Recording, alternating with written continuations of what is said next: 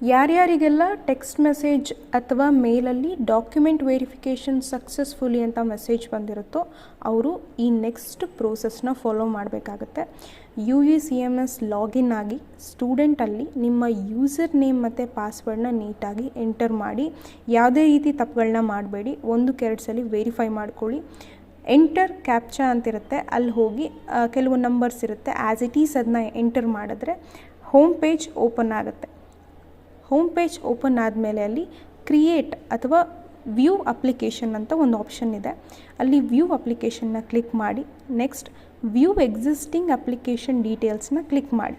ನಿಮ್ಮ ಕೆಳಗಡೆ ಒಂದು ಇನ್ಫಾರ್ಮೇಷನ್ ಬರುತ್ತೆ, ಏನೇನು ಅಂತೆಲ್ಲ ನೀಟಾಗಿ ಓದ್ಕೊಳ್ಳಿ. ನೆಕ್ಸ್ಟ್ ಜಸ್ಟ್ ಸ್ಲೈಟಾಗಿ ಲೆಫ್ಟ್ ಸೈಡು ಸ್ಕ್ರಾಲ್ ಮಾಡಿ, ಅಲ್ಲಿ ವ್ಯೂ ಅನ್ನೋಂಥ ಒಂದು ಆಪ್ಷನ್ ಬರುತ್ತೆ. ವ್ಯೂ ಅನ್ನೋ ಆಪ್ಷನ್ ಬಂದಮೇಲಿಂದ ಅದ್ರ ಮೇಲೆ ನೀವು ಕ್ಲಿಕ್ ಮಾಡಬೇಕಾಗುತ್ತೆ. ಜಸ್ಟ್ ಲೆಫ್ಟ್ ಸೈಡಲ್ಲಿ ಹಾಗೆಯೇ ಸ್ಕ್ರಾಲ್ ಮಾಡಿ, ವ್ಯೂ ಅಪ್ಲಿಕೇಶನ್ ಬಂತು. ವ್ಯೂನ ಕ್ಲಿಕ್ ಮಾಡಿದ್ಮೇಲಿಂದ ಸ್ಕ್ರಾಲ್ ಮಾಡಿ ಕೆಳಗಡೆ ಅಲ್ಲಿ ಆಫ್ಲೈನ್ ಆನ್ಲೈನ್ ಅನ್ನೋ 2 ಆಪ್ಷನ್ ಇದೆ. ನೀವು ಆಫ್ಲೈನ್ ಅನ್ನೋದ್ರ ಮೇಲೆ ಕ್ಲಿಕ್ ಮಾಡಬೇಕಾಗುತ್ತೆ. ಕ್ಲಿಕ್ ಮಾಡಿದ ತಕ್ಷಣ ಒಂದು ಡಾಕ್ಯುಮೆಂಟ್ ಕೇಳುತ್ತೆ. ನೀವಲ್ಲೆಲ್ಲನೂ ಕೂಡ ಮ್ಯಾನ್ಯುವಲ್ಲಾಗೆ ಎಂಟ್ರಿ ಮಾಡಬೇಕು. ನಾವೆಲ್ಲಿ ಎಂಟ್ರಿ ಮಾಡ್ತಿರೋದು ಒಂದು ಡಮ್ಮಿ ನಂಬರ್, ಲೈಕ್ ಅಲ್ಲಿ ಯಾವುದೇ ರೀತಿ ನಂಬರ್ ಇಲ್ಲ. For an example challan number ಅಂತ ಎಂಟ್ರಿ ಮಾಡ್ತಾಯಿದ್ದೀನಿ. ನೆಕ್ಸ್ಟ್ ಅಮೌಂಟ್ 15,000 ಅಂತ ಎಂಟ್ರಿ ಮಾಡ್ತಾಯಿದ್ದೀವಿ.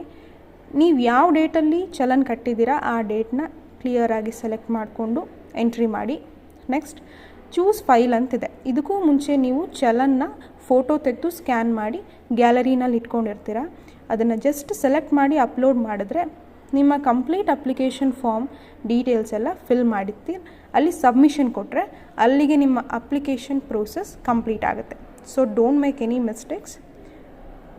ಎಲ್ಲನೂ ನೀಟಾಗಿ ಫಾಲೋ ಮಾಡಿ. Thank you.